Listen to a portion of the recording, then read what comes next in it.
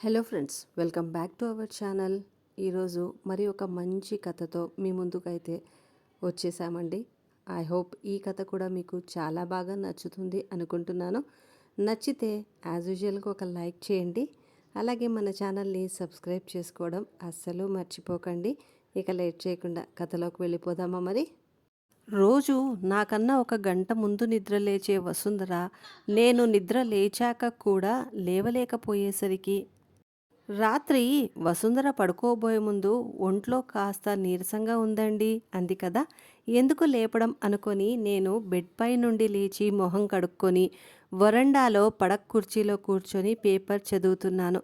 రోజు నా భార్య చేతి కాఫీ తాగుతూ పేపర్ చదివే అలవాటు ఉన్న నాకు నిద్ర లేచి అరగంట అయినా కాఫీ గొంతులో పడకపోయేసరికి అదోలా అనిపించింది.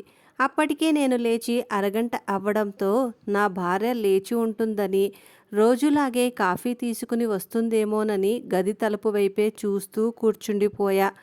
ఎంతకీ రాకపోయేసరికి ఇంకా నిద్ర లేచినట్లు లేదు అనుకొని బెడ్రూమ్లోకి వెళ్ళి చూసా. వసుంధర ఉదయం నేను లేచినప్పుడు ఎలాగైతే పడుకొని ఉందో అలాగే పడుకొని ఉంది. తన పక్కనే కూర్చొని వసుంధర వసుంధర అని తన భుజాన్ని తడుతూ లేపిన ఉలుకు పలుకు లేదు. నా వసుంధర ఒకవేళ నన్ను విడిచి వెళ్ళిందా అనే అనుమానంతో కాళ్ళు చేతులు భయముతో వణికిపోయాయి. ఏం చెయ్యాలో తెలియడం లేదు. ఒళ్ళంతా చెమటలు పట్టేశాయి. ఒక్క నిమిషం ఆగి వెనక వీధిలో ఉన్న నా స్నేహితుడు మూర్తికి ఫోన్ చేసి విషయం చెప్పడంతో వాడు నేను ఫోన్ పెట్టేసేంతలోపే హడావుడిగా బయలుదేరి వచ్చాడు. సుబ్రహ్మణ్యం, ఏం జరిగిందిరా అని అడిగాడు. నా నోట మాట రాలేదు. పరిస్థితిని అర్థం చేసుకుని వాడే డాక్టర్కి ఫోన్ చేశాడు. 10 నిమిషాల్లో డాక్టర్ మా ఇంటికి చేరుకొని వసుంధరని పరీక్షించి తను ఇక లేదని చెప్పాడు. ఆ విషయం విన్న నేను అప్పటిదాకా నా వసుంధర నన్ను ఒంటరివాణ్ణి చేసి వెళ్ళదనే ధైర్యంతో ఉన్న నేను ఆ వార్త విని కుప్ప కూలిపోయాను. నన్ను అలా చూసిన మూర్తి కంగారుగా సుబ్రహ్మణ్యం సుబ్రహ్మణ్యం అంటూ పైకి లేపి ఆ పక్కనే ఉన్న కుర్చీలో కూర్చోబెట్టి మంచినీళ్లు తాగించాడు. గ్లాస్ పక్కన పెట్టి నా చేతిని తన చేతిలోకి తీసుకుని ధైర్యం చెప్పాడు. తనకు తెలిసిన ఆ చుట్టుపక్కల వాళ్లలో నలుగురికి ఫోన్ చేసి ఏర్పాట్లన్నీ చూడమన్నాడు. సమయానికి మూర్తి భార్య కూడా ఊర్లో లేకపోవడంతో తన ఇంట్లో పనిచేసే అమ్మాయికి ఫోన్ చేసి వెంటనే రమ్మన్నాడు. వసుంధర మరణ వార్త విని ఒక్కొక్కరుగా వచ్చి నన్ను పరామర్శిస్తున్నారు. నేలపై చాప వేసి వసుంధరని పడుకోబెట్టారు. మూర్తి వాళ్ళ పని మనిషి వసుంధర తల దగ్గర దీపం వెలిగించి ఆ పక్కనే ఒక గ్లాసులో బియ్యం పోసి ఒక అరడజ్జను అగరొత్తులను వెలిగించి అందులో పెట్టింది. మూర్తి వసుంధర పక్కనే నాకు కుర్చీ వేసి కూర్చోమన్నాడు.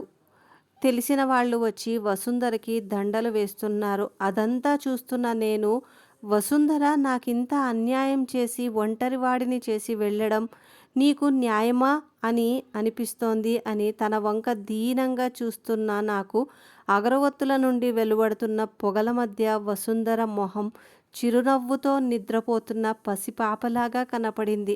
మూర్తి అప్పటికే ఈ వార్త నా కొడుకులిద్దరికీ చేరవేశాడనుకుంటా. కొడుకులు కోడళ్ళు అందరూ ఫ్లైట్లో బయలుదేరారు. చీకటి పడేలోప చేరుకుంటామన్నారు. మరి వాళ్ళంతా ఇంటికి చేరుకునేసరికి అంత్యక్రియలకు కావలసిన ఏర్పాట్లు చెయ్యమంటావా అని అడిగాడు. తను లేందే ఏ పని ధైర్యంగా చేయలేని నాకు ఏం చేయాలో అర్థం కాలేదు. నాకు ఏమీ తెలియదురా అన్నట్లు తల్లాడించాను. సరే, అంతా నేను చూసుకుంటాలే అన్నట్టు మూర్తి నాకు ధైర్యం చెప్పాడు. ఏ నొప్పి బాధ లేకుండా ఎంత మంచిగా పోయావురా, ఎంతో పుణ్యం చేసుకుంటే గాని ఇలాంటి చావు రాదు అంటున్నారు వసుంధరని చూడడానికి వచ్చిన వాళ్ళు ఎవరో. ఆ మాటలు విన్న నాకు వసుంధర మంచితనం, చేతనైనంత వరకు ఎదుటివారికి సహాయపడాలనే తన మాటలు గుర్తొచ్చాయి. గుళ్ళు గోపురాల్లో జరిగే పేదవాళ్ల పెళ్లిళ్లకు ఆర్థిక సహాయాన్ని అందజేయడము, అమ్మా నాన్నలు లేని అనాథ పిల్లలకు నెలకు ఒక్కసారైనా పండ్ల బుట్టలు పుస్తకాలు పంచిపెడుతూ తనకు తోచినంత సహాయాన్ని అందజేస్తూ భర్త పోయి ఒంటరిగా ఉన్న ఆడవాళ్ళకి, ఆర్థికంగా వెనుకబడిన మహిళలకు తనకు తెలిసిన ఒక సంస్థ ద్వారా స్వయం ఉపాధి అవకాశాలు కల్పిస్తూ ఉండేది. ఈ చుట్టుపక్కల వాళ్ళందరికీ వసుంధర అంటే ఒక ప్రత్యేకమైన అభిమానం. తన గురించి ఆలోచిస్తున్న నాకు సమయం ఎలా గడిచిందో అర్థం కాలేదు. సాయంత్రం 5 కావస్తోంది. చీకటి పడేలోపే వసుంధర అంత్యక్రియలకు కావలసిన ఏర్పాట్లన్నీ పూర్తి చేయాలని పనులన్నీ చకచకా సాగుతున్నాయి. ఇంతలోనే ఇంటి ముందు ఒక 2 కార్లు ఆగిన శబ్దం విని అటుగా చూసిన నాకు నా ఇద్దరు కొడుకులు, కోడళ్ళు, మనవళ్ళు, మనవరాళ్ళు వసుంధర భౌతిక కాయం వద్ద కన్నీళ్లు పెట్టుకోవడం కనిపించింది. నా పెద్ద కొడుకు మాధవ్ నా దగ్గరికి వచ్చి నాన్నా అంటూ నా చేయిని తన చేతుల్లోకి తీసుకొని ఆప్యాయంగా నిమురుతూ కళ్ళనీళ్లు పెట్టుకున్నాడు. నా కొడుకులు ఇద్దరూ వచ్చేసరికి అంత్యక్రియలకు కావాల్సిన ఏర్పాట్లన్నీ పూర్తయ్యాయి. నా కొడుకులిద్దరూ తమ తల్లిని చివరి చూపు చూసుకోవడంతో వసుంధరని శ్మశానానికి తరలించారు. నా చిన్న కొడుకు ప్రణయ్ తలకొరివి పెట్టడంతో వసుంధర అంత్యక్రియలు పూర్తయ్యాయి. మా పెళ్ళయి 40 సంవత్సరాలలో వసుంధర తోడు లేకుండా గడిపిన క్షణాలు చాలా తక్కువ. తను లేని ఆ జీవితం ఒక్కసారిగా చీకటిమయమైనట్టు అనిపించింది. వసుంధర కర్మకాండలు పూర్తయి వారం రోజులు గడిచాక నా కొడుకులు, కోడళ్ళు నా దగ్గరికి వచ్చి, నాన్న, మేము బెంగళూరు బయలుదేరాలనుకుంటున్నాము. అమ్మ లేకుండా మీరొక్కరే ఇక్కడ ఉండలేరు నాన్న. మీరు మాతో బయలుదేరండి అన్నారు. వసుంధర జ్ఞాపకాలతో నిండిన ఈ ఇంటిని వదిలి వెళ్ళాలని నాకు అనిపించలేదు. నేను ఎక్కడికి రాలేనురా, ఇక్కడే ఉంటానని చెబితే నా కొడుకులిద్దరూ మీరు రావాల్సిందే నాన్న అని బలవంత పెట్టడంతో సరే అని వారం రోజులు ఇక్కడే ఉండి చిన్న చిన్న పనులు చూసుకొని వస్తానని చెప్పడంతో సరే అని నా కొడుకులు, కోడళ్ళు అంతా బెంగళూరుకి వెళ్ళిపోయారు. నిజానికి ఊర్లో నాకు అంత ముఖ్యమైన పనులేవీ లేవు. వసుంధర జ్ఞాపకాలతో నిండిన ఈ ఇంట్లో కొద్ది కాలం ఒంటరిగా గడపాలనుకొని అలా చెప్పా. అలా వారం రోజులు గడిచిపోయాయి. రోజూ నా కొడుకులిద్దరూ ఫోన్ చేస్తూనే ఉన్నారు. నాన్న, ఎలా ఉన్నావ్? త్వరగా వచ్చేయమని.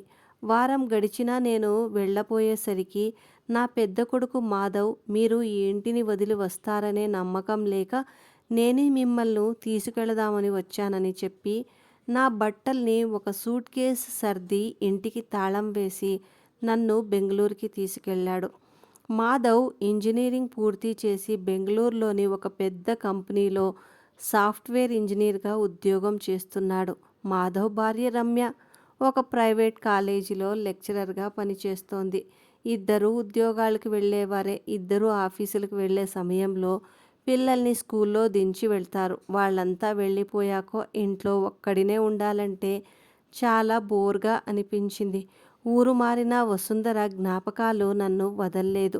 ప్రతి పనిలో తనే గుర్తొస్తాంది. అది గమనించిన నా కొడుకు మాధవ్ కొన్ని పుస్తకాలను ఇచ్చి, ఇవి చదువుకోండి నాన్న, మనసు ప్రశాంతంగా ఉంటుంది. ఈ పక్కనే ఒక పార్క్ ఉంది. మరీ బోర్గా ఉంటే సాయంత్రం పూటలా వెళ్ళి వాకింగ్ చేసి రండి అని చెప్పాడు. అలా మొదటి వారం రోజులు అక్కడ కష్టంగా అనిపించినా నేను నా దినచర్యలో మార్పులు చేసుకోవాలని నిర్ణయించుకొని ఇక మీదట పిల్లల్ని రోజు నేనే స్కూల్కి తీసుకొస్తానని చెప్పాను. నా కొడుకు కోడలు సరే అనడంతో అప్పటి నుండి పిల్లల్ని స్కూల్కి తీసుకెళ్ళడం, తీసుకురావడం, సాయంత్రం వాళ్ళతో కబుర్లు చెప్పడం, పిల్లల్ని రోజు సాయంత్రం కాసేపు పార్కుకి తీసుకెళ్ళి ఆడించడం, అలా చేస్తూ మెల్లమెల్లగా వసుంధర జ్ఞాపకాల నుండి నన్ను నేను దూరం చేసుకున్నాను.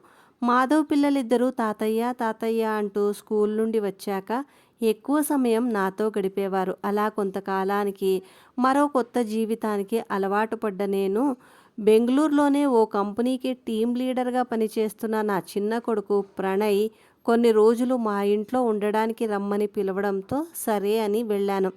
ప్రణయ్ భార్య శ్రావణి ఇంట్లోనే ఉంటుంది. వాళ్ళకి ఒక్కడే బాబు. ఉదయం ప్రణయ్ ఆఫీస్కి, బాబు స్కూల్కి వెళ్తే ఇక ఇంట్లో ఉండేది మేమిద్దరమే. శ్రావణి ఏదో మొక్కుబడిగా మాట్లాడడమే తప్ప మావయ్య గారు అని ఆప్యాయంగా పిలిచేది కాదు. టీ, టిఫిన్ ఏదైనా సరే ఒక టేబుల్ మీద పెట్టి తినండి అని తన గదిలోకి వెళ్ళిపోతుంది. నా పెద్ద కొడుకు ఇంట్లో ఉన్నంత స్వేచ్ఛగా చిన్న కొడుకు ఇంట్లో ఉండలేకపోయా. అక్కడికి వెళ్ళి వారమే అయిన రోజులు చాలా భారంగా గడుస్తున్నాయి. ప్రణయ్ ఉదయం ఆఫీసుకి వెళ్ళి రాత్రి ఎప్పటికో గాని ఇంటికి రాడు. వాడికి నాతో మాట్లాడే సమయం దొరికేదే కాదు. వాడి కొడుకుతో సాయంత్రం స్కూల్ నుండి వచ్చాక కబుర్లు చెబుతూ వాడితో కాసేపు కాలక్షేపం చేద్దామనుకుంటే స్కూల్ నుండి రాగానే వాసు ట్యూషన్కి వెళ్ళి రాత్రి 9కి వచ్చి అన్నం తిని పడుకుంటాడు. అలా ఓ 15 రోజులు అతి కష్టంగా గడిపినా నేను ఓ రోజు నా కొడుకుతో ఒరేయ్ ప్రణయ్, నేను మీ అన్నయ్య వాళ్ళ ఇంటికి వెళ్ళిపోదాం అనుకుంటున్నాన్రా అన్నాను. అందుకు వాడు అదేంటి నాన్న, మీరొచ్చి నెలైనా కాలేదు అప్పుడే వెళ్తానంటారేంటి? ఇక్కడ మీకు ఏవైనా ఇబ్బందిగా ఉందా అని అడిగాడు. అలాంటిదేం లేదురా, అక్కడ మీ అన్నయ్య పిల్లలు స్కూల్కి తీసుకెళ్తూ తిరిగి ఇంటికి తీసుకొస్తూ కాలక్షేపంగా ఉండేది. ఇక్కడ అలాంటివి ఏవీ లేవు కాబట్టి కొంచెం బోర్గా అనిపిస్తుంది అన్నాను. నాన్న, మమ్మల్ని చూసుకోవాల్సిన బాధ్యత మా ఇద్దరిది కదా. అక్కడో నెల రోజులు ఇక్కడో నెల రోజులు ఉండండి. మీరు పూర్తిగా అక్కడే ఉంటానంటే ఎలా? రేపు నేను నాన్నని చూసుకోలేదనే మాట పడాల్సి వస్తుంది. ఎలాగో ఇంకో వారం రోజులు పోతే అన్నయ్య కూతురు అనన్య బర్త్డే ఉంది. ఎలాగో మనందరినీ పిలుస్తారు కాబట్టి ఆ రోజే అందరం కలిసి వెళ్దాంలే. అప్పటి వరకు ఓపిక పట్టండి నాన్న అన్నాడు. అలా వారం రోజులు గడిచాక మాధవ్ ఫోన్ చేసి, నాన్న, ఈరోజు మీ మనవరాలి అనన్య పుట్టినరోజు, ప్రణయ్ వాళ్లతో కలిసి రండి అన్నాడు. సరే అని ప్రణయ్ సాయంత్రం ఆఫీసు నుండి త్వరగా రావడంతో అందరూ కలిసి కారులో బయలుదేరి వెళ్ళాం. దగ్గర బంధువులు, మాధవ్ కొలీగ్స్ అంతా రావడంతో బర్త్డే పార్టీ చాలా బాగా జరిగింది. పార్టీ అయ్యాక ఎక్కడి వాళ్ళు అక్కడికి వెళ్ళిపోయారు. అనన్య బర్త్డేకి వచ్చిన గిఫ్ట్లని గదిలో పెట్టడానికి వెళ్ళిన నాకు నా కొడుకులిద్దరూ ఏదో మాట్లాడుకోవడం వినిపించి గది బయటే నిల్చుండిపోయా. ప్రణయ్ భార్య శ్రావణి ఊర్లో ఉన్న ఈయన గారి ఊరిలోనే ఉండనీయక అనవసరంగా మన నెత్తిమీద తెచ్చి పెట్టారు. అక్కడే ఉంచి అప్పుడప్పుడు వెళ్ళి చూసి రావచ్చుగా. ఆయన మా ఇంట్లో ఉన్నన్ని రోజులు నేను ఇంట్లో నుండి కాలు బయట పెట్టలేదంటే నమ్మండి. ఆయన రాకముందు ఫ్రెండ్స్, షాపింగ్లంటూ హాయిగా బయటికెళ్ళి తిరగదాన్ని. ఇంట్లో ఒక్కడినే వదిలేస్తే మీ మరిది ఏమంటాడో ఏమోననే భయముతో ఎక్కడికి వెళ్ళలేదు. ఏదో నెల రోజులంటే భరించాను, కానీ ఇక మీదట భరించడం నా వల్ల కాదు. మీ నాన్న మన ఇంట్లో ఉంటే నేను మా పుట్టింటికి వెళ్తానని చెప్తా అంది శ్రావణి. అందుకు మాధవ్ భార్య రమ్య, అదేంటి శ్రావణి, నెల రోజులకే అలా అంటున్నావు? మేమిద్దరూ ఉద్యోగాలకి వెళ్ళేవాళ్ళమని మావయ్య గారిని పూర్తిగా మీ ఇంట్లోనే ఉంచేద్దాం అనుకుంటుంటే నువ్వేమో ఇలా అంటున్నావేంటి అని అడిగింది. అందుకు శ్రావణి, నేను ఉద్యోగం చెయ్యట్లేదను, నాకు ఏ పని పాట లేదనుకుంటున్నావా అక్క? నా పనులకు ఉంటాయి, అదంతా ఏం కుదరదు. అయినా ఆయనకేమైంది? గుండ్రాయిలా బానే ఉన్నాడు కదా. ఇంకొన్ని రోజులు ఊర్లోనే ఉంటే ఏం పోయింది? కొడుకులు రమ్మనగానే వచ్చేయాలా అని వాళ్ళిద్దరూ మాట్లాడుకుంటున్న మాటలు విని తట్టుకోలేకపోయాడు. చప్పుడు కాకుండా అక్కడ నుండి వెనక్కి తిరిగి నా చేతిలో ఉన్న గిఫ్ట్లు ఒక పక్కన పెట్టేసి నా గదిలోకి వెళ్ళిపోయాను. ఆ రాత్రంతా బాగా ఆలోచించాను. ఏం చెయ్యాలా అని. నా కొడుకులకు నేను భారంగా కాకూడదు అనుకున్నాను. మాధవ్ ఇంట్లో ఉన్నది కొన్ని రోజులైనా వాడి పిల్లలు, అక్కడి వాతావరణం, రోజువారీ నేను కల్పించుకున్న పనులు నాకు కొత్త జీవితాన్ని ఇచ్చినట్టు అనిపించాయి. నన్ను ఓ ఇబ్బందిగా అనుకుంటున్నారా కోడళ్ళు? భారంగా ఉండాలనిపించలేదు. ఈ విషయం నా కొడుకులకు చెప్పలేను. నా కారణంగా సంతోషంగా సాగిపోతున్న వాళ్ళ కాపురాలలో గొడవలు రావడం నాకు ఇష్టం లేదు. తిరిగి ఊరికి వెళ్ళాలని నిశ్చయించుకొని మాధవ్, ప్రణయ్లకు నేను తిరిగి మన ఊరెళ్దామనుకుంటున్నాన్రా అని చెప్పాను.